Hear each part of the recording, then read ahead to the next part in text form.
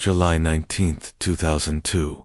Latitude 37 North. Longitude 22 West.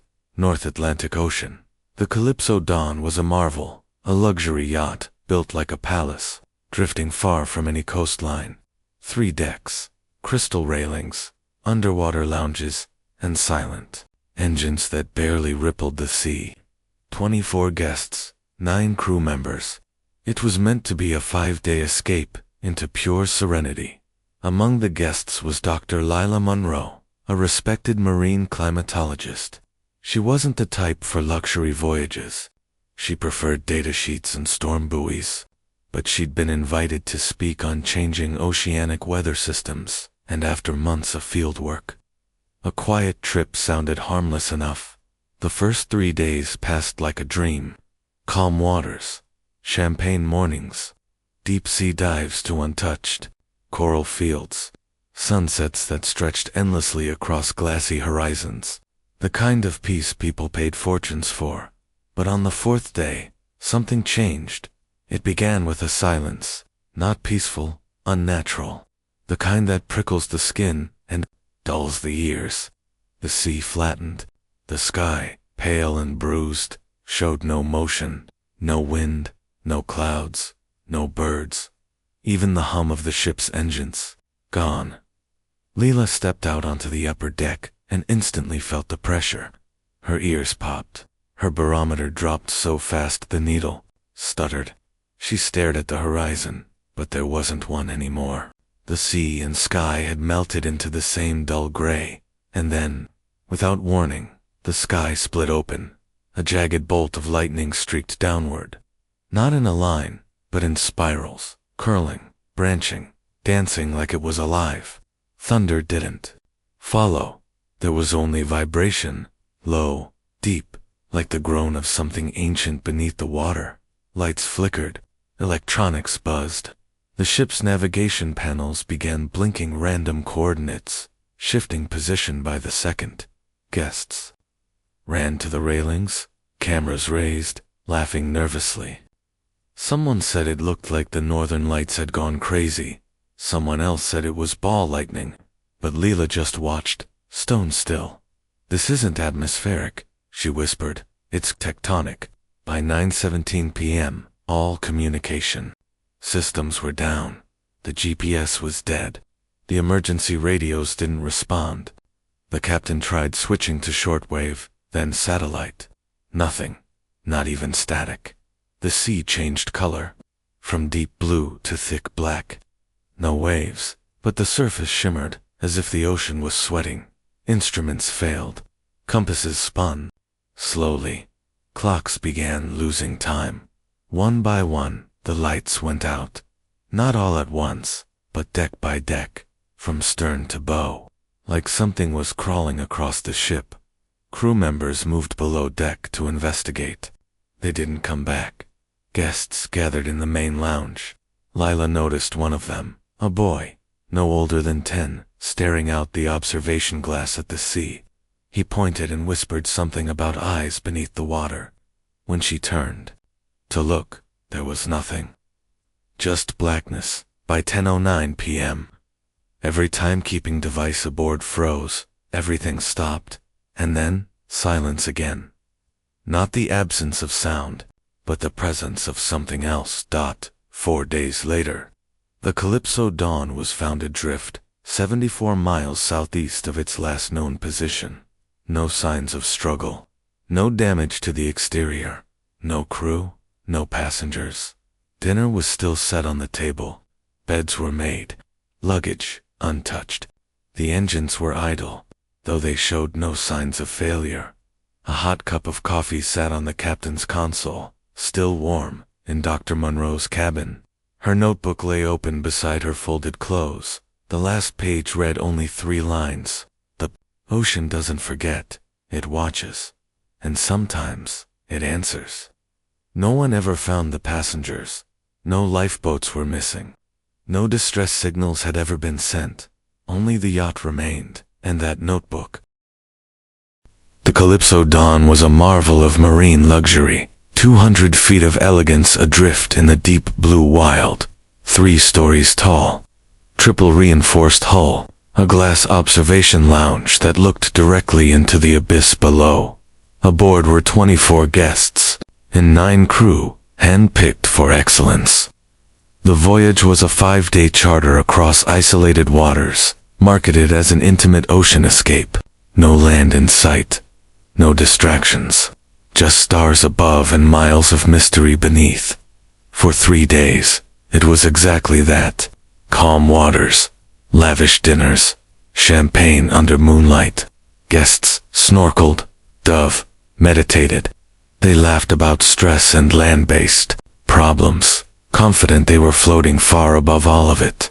Dr. Lila Monroe wasn't like the others. A marine climatologist from Woods Hole, she wasn't here for leisure. She'd been invited as a guest speaker to give a private presentation on deep ocean currents and climate shifts, a nod to eco-awareness among the wealthy. She had her doubts about the invite. Something about the latitude bothered her. The area was rarely charted in civilian logs, and her instruments were already acting strange. But she stayed quiet. That afternoon, she noticed the air temperature climbing fast. Not from sunlight, the skies were already clouded, yet the ocean surface was growing oddly warm, and the barometer, it dropped by the hour dot. By sunset, the wind died entirely. The yacht floated like a toy on glass.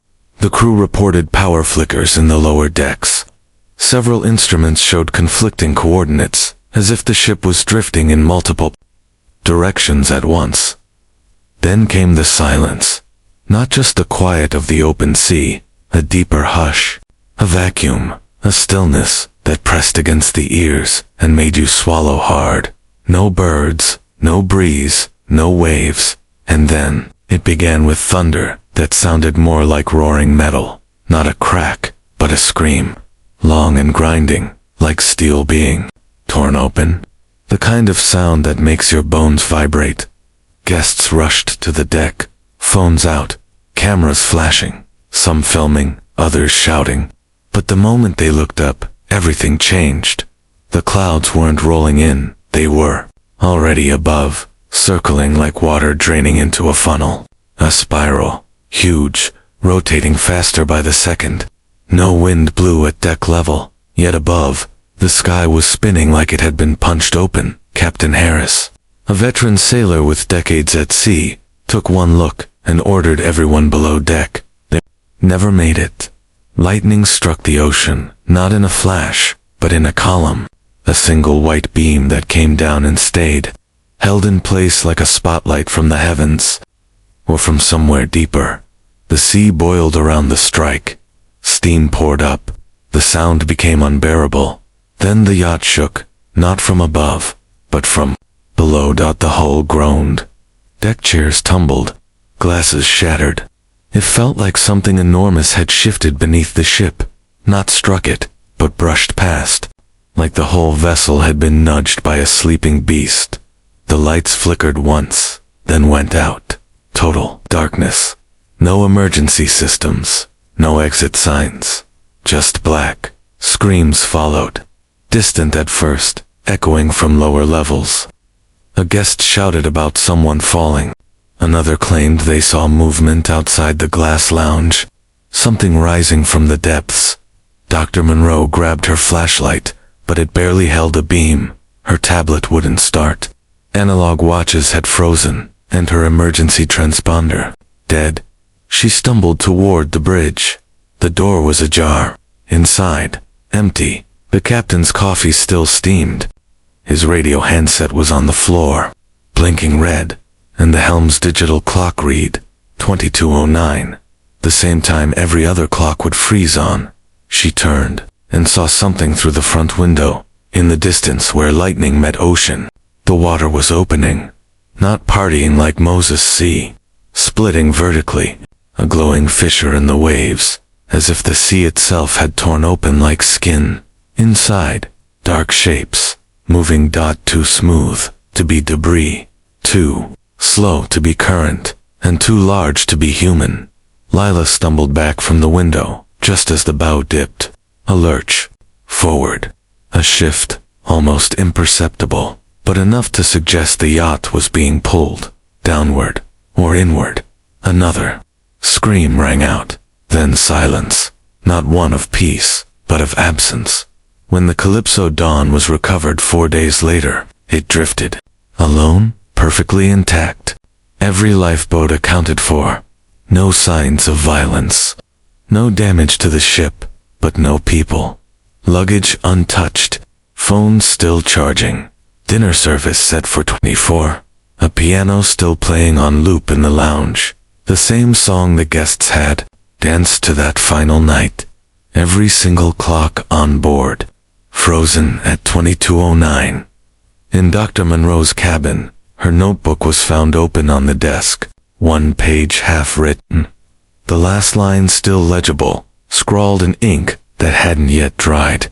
It's not a storm, it's a door, and we opened it. No further clues were ever found. No bodies, no answers, just a drifting palace, and a sea that kept its secrets buried far below. Leela awoke in the lounge. She was lying on the leather sofa, soaked to her chest.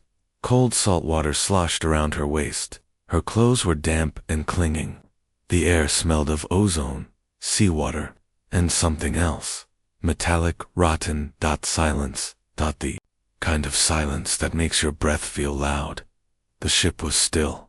No hum of the engines, no emergency klaxons, no voices, only the slow lapping of water, shifting with each gentle rock of the yacht. The lights were dead. The crystal chandelier above her hung lifeless, its gems dim and swinging slightly. She sat up. The lounge was half flooded. Furniture drifted across the room like forgotten debris. An overturned armchair bumped softly against a floating coffee table. Decorative pillows, soaked and sagging. A half-eaten meal, salmon, asparagus, a roll with a bite missing, drifted past, bobbing like flotsam beside an open champagne bottle, still leaking bubbles into the rising tide. Glasses clinked as they tapped the bar. She called out, "Hello? Is anyone there?" No answer. Her voice sounded swallowed, like the room was too big, too empty, too wrong. She stood, legs weak, knees trembling. Her shoes were gone, her flashlight nowhere to be seen. Everything felt wrong, like she had been asleep for much longer than she should have been. The digital clock on the wall blinked 12 o'clock, over and over, blinking, never changing. She made her way toward the bridge, water sloshing up to her thighs. Her fingers trembled as she gripped the railing, soaked with condensation. Her breath fogged in the air when she reached the helm. The room was lit only by moonlight pouring through the cracked windows. The captain's chair was empty. The wheel turned slowly, gently back and forth, as if moved by unseen hands. Not fast, not with force, just enough to feel deliberate, alive. She stepped closer. The radar blinked. A pulse, then nothing. Another pulse, then darkness, and then the screen faded to black entirely. No signal. The GPS, however, still worked. She leaned in her breath. Caught they were no longer anywhere near the Azores. Not even close. They had drifted hundreds of miles southwest, or had they been pulled? The screen showed a single red dot blinking steadily, hovering above a dark blue pit in the middle of nowhere. The name flashed above it, Porto Calderon Trench. She blinked, confused. She'd never heard of it. She zoomed in.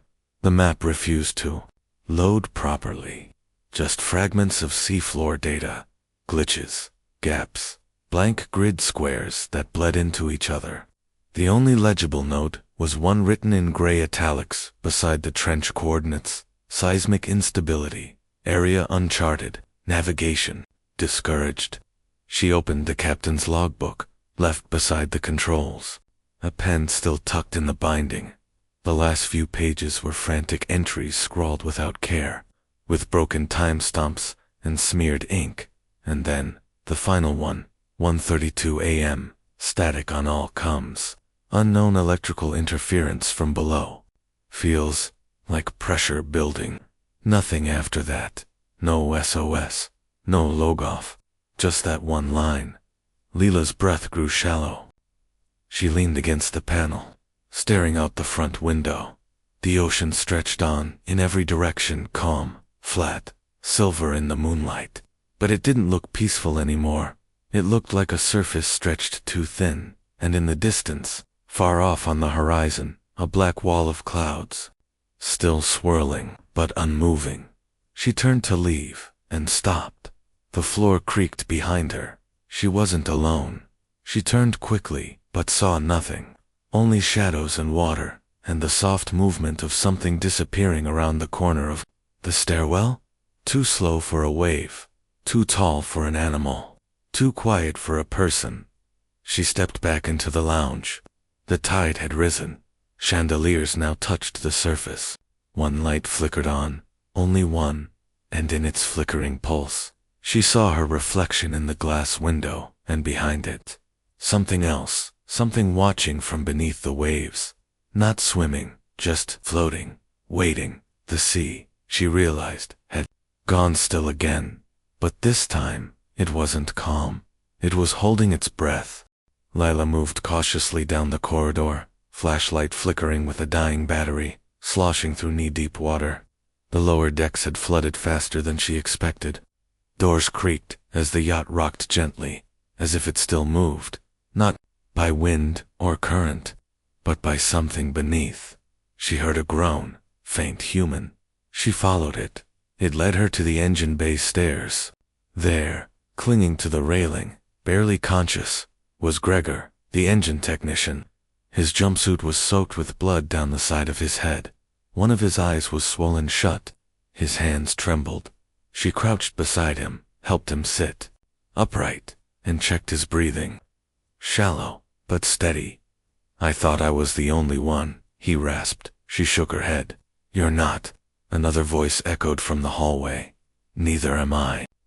Mia Chen emerged from the shadows, barefoot, wrapped in a soaked beach towel, clutching her DSLR camera like it was a lifeline. Her eyes were wide, red from salt, but focused. Alive, they made their way to the main lounge, now their makeshift base. Lila found a drawer of emergency candles in the steward's cabinet. Matches were dry. Soon, soft flames dotted the room, small flickers of light that barely touched the darkness pressing in from outside. The storm was gone, but something worse had taken its place. A heavy mist now blanketed the sea, thick, white, unnatural. It didn't float or drift.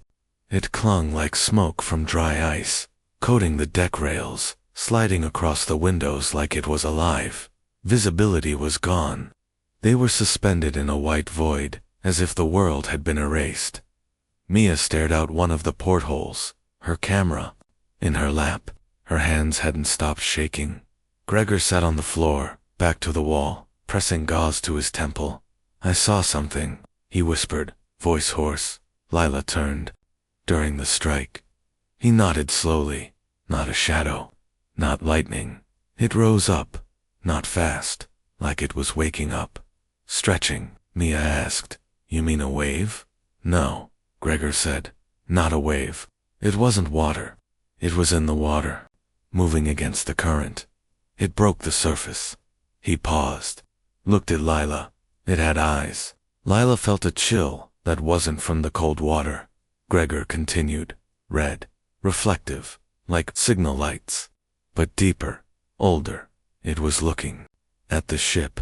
Mia exhaled shakily. "I think I caught it." She pulled her camera bag closer. Waterlogged, the zippers stiff. But she opened it and took out the DSLR. It clicked when powered on, hesitating. She scrolled through her photos, rapidly. One by one, I was shooting during the lightning. Dozens of frames. I thought I got a shot of the beam hitting the water, but when I checked, she paused. Most of them are corrupted. She turned the screen toward them. Blank, static, overexposed slashes. Fuzzy white rectangles. Digital noise where waves should have been. But then she stopped on one image. It was foggy, the foreground nearly gone, but in the center, Against the white mist and dark sea stood a silhouette, a tall, thin figure, not on the deck, not in the water, on the water, as if standing directly on the ocean's surface. It had no face, no details, just an elongated humanoid form, taller than any man, arms too long, body tapering in a way that bent logic, even in the blur and noise. It didn't look human. Gregor turned pale. "That's it," he whispered. "That's what I saw." Leela stared at the photo. The figure wasn't moving, just standing, as if watching, waiting. Mia lowered the camera. "That was 2 hours ago." Double quotes. Silence. No one spoke. The mist outside thickened. The ship groaned again, not from wind, but something shifting weight below. A subtle lean to the left, barely noticeable. But Lila felt it, like the yacht was slowly turning toward something. She turned to Mia. "Where exactly were you standing when you took that photo?" Mia pointed toward the upper deck, near the observation railing, and the figure was it looking at you. Mia didn't answer at first, then nodded. "It was already there when the lightning hit. I didn't notice until after. But when I looked up from the viewfinder, it was gone." Gregor leaned forward, his voice sharp now. "What if it wasn't the storm? What if the lightning wasn't natural? What if it was drawn to us, or sent?" Lila closed her eyes. This wasn't a storm system. It wasn't a freak anomaly. The ocean had changed. Something had risen with that light, and now the sea wasn't empty anymore. Dawn came slow. It wasn't the kind of dawn that paints the sea gold or splits the sky with color.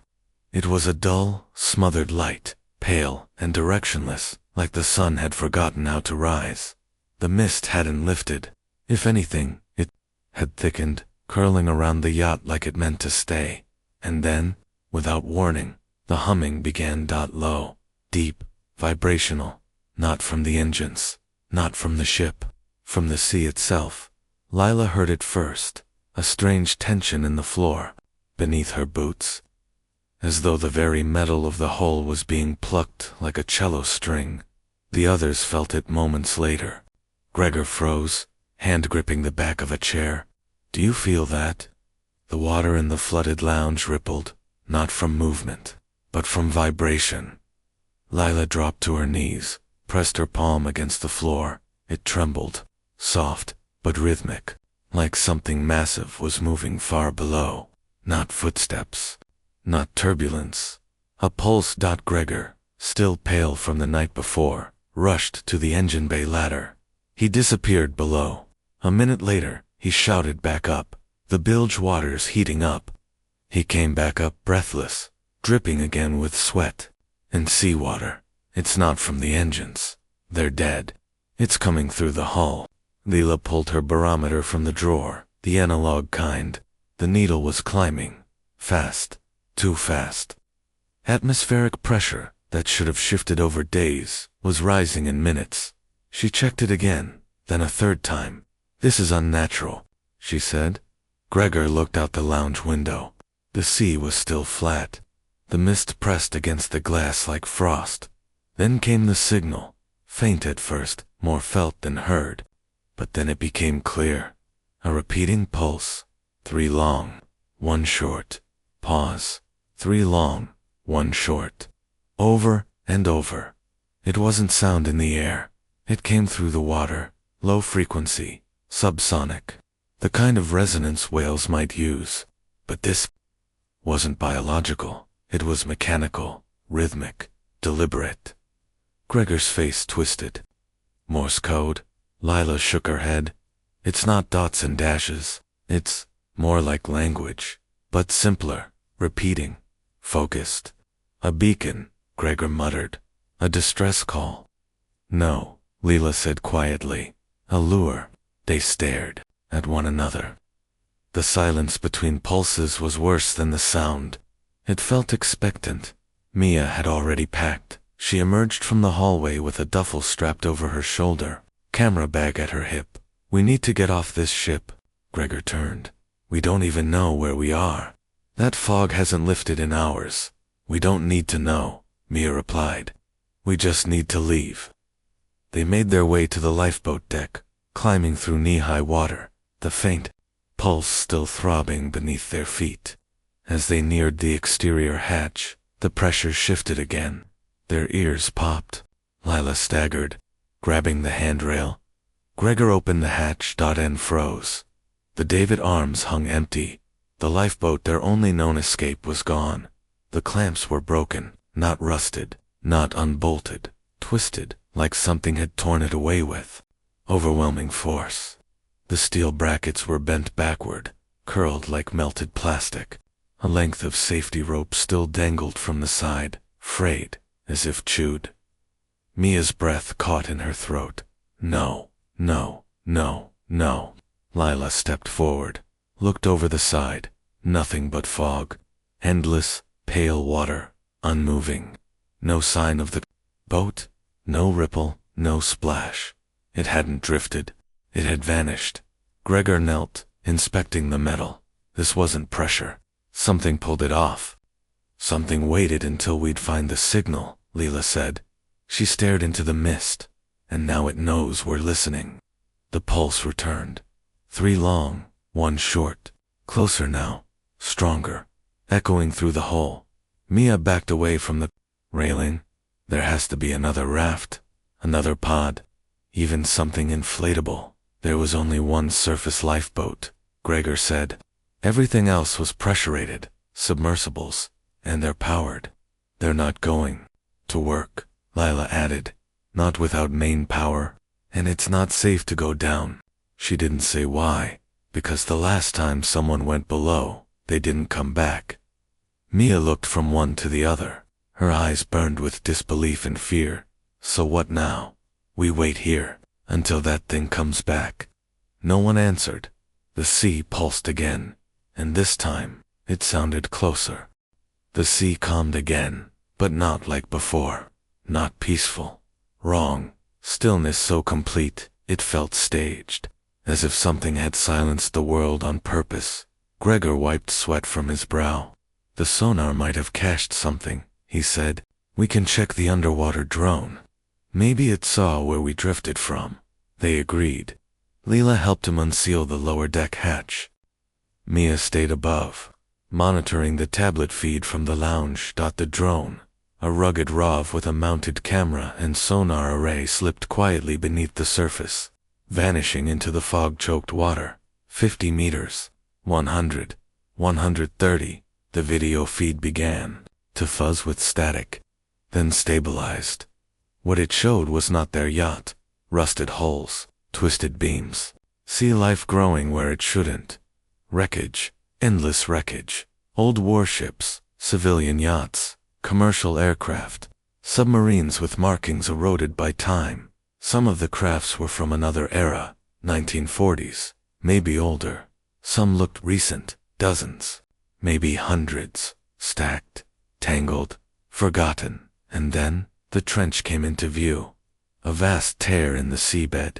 Not just a chasm, a shape, intentional. Its edges were lined with impossible geometry, spirals etched in stone, lattice and ridges that pulsed faintly with blue light, symbols, ones that hurt to look at for too long, ones that felt alive, and from within that pit, something moved, slowly, rising, a long, undulating limb, as thick as a bus, covered in glowing veins and bioluminescent patterns. The camera couldn't find a beginning or an end. It reached upward, past the drone, toward them. The video feed cut to static, and then, the yacht tilted. A low groan echoed through the hull, from the deep below. Something had stirred, and now, it was coming up. They were not alone. The fog crept in slowly, then thickened all at once, swallowing the yacht in a shroud of white. It wasn't natural mist. It was heavy, suffocating, dampening even the sound of breath. Lila couldn't see the end of the corridor. Mia clutched her camera, lens fogging. Every footstep echoed like it came from somewhere else, and wasn't theirs. Whispers, soft, indistinct, a child's giggle, then shattering glass. They rushed toward the galley, But Gregor was gone. Gone. Gone. Below deck, they found him in the cold storage hallway, on his knees, staring, mouth slightly open, eyes wide and unblinking, skin pale and cold. He didn't speak. He didn't move. He just pointed slowly toward the nearest porthole. Lila followed his gaze. Outside, beneath the water, was something glowing. Not a fish, not a light reflection. A shape. It wasn't swimming. It was floating, stationary, immense. Not a creature, a structure. Columns carved, symmetrical, ancient-looking. Spinning rings suspended around a pulsing core of light. Like a gateway. The water around it shimmered, as if warped by heat. Something moved inside. Shadows. Dozens of them. Mia took a step back, almost whispering to herself, "It's calling them." Lila turned sharply.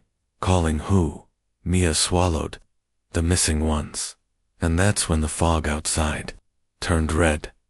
It didn't roll in like before. It bled, slowly, like ink in water. Something was wrong with the air. The ship creaked. The walls, vibrated. The fog wasn't just around them now. It was inside, and whatever had been calling from beneath had just opened the door. One by one, they came back. The missing guests. The ones presumed dead, lost, vanished into the storm. They appeared in doorways, at the ends of corridors, near the lounge, soaked to the bone, silent, smiling, not a word spoken, not a blink. They moved slowly, deliberately, like puppets suspended in some unseen tide. Lila and Mia stood frozen in the galley, as one of them, an older man who'd been seated near the piano days ago, shuffled past. Water dripped from his clothes. His lips curled into a grin. He did not breathe. Mia, hands trembling, lifted her camera. She zoomed in. Click. The flash reflected back. Not from pupils, but from something slick. His eyes. They weren't eyes anymore. Translucent, thin and glassy. Layered, like fish scales. The man turned slowly toward the lens. He leaned in, face inches from the glass, and whispered, "The gate is open now." Then he collapsed, not fell, dissolved, right there on the floor. In front of them his entire body melted into salt water. Clothes, bones, flesh, gone. A puddle, rippling. Mia dropped the camera. Lila ran to the emergency transmitter, nearly slipping on the wet floor. Her fingers moved fast, punching the distress frequency. She held the mic and shouted, "Mayday. This is the Calypso Dawn. Coordinates unknown. Vessel compromised. We need static, the kind that hums through your teeth." She tried again. Nothing. Then, through the speaker, a sound. Faint at first. A voice cold. Not human. "We see you." The transmitter sparked. Lila backed away. The yacht creaked violently, like it was being pulled.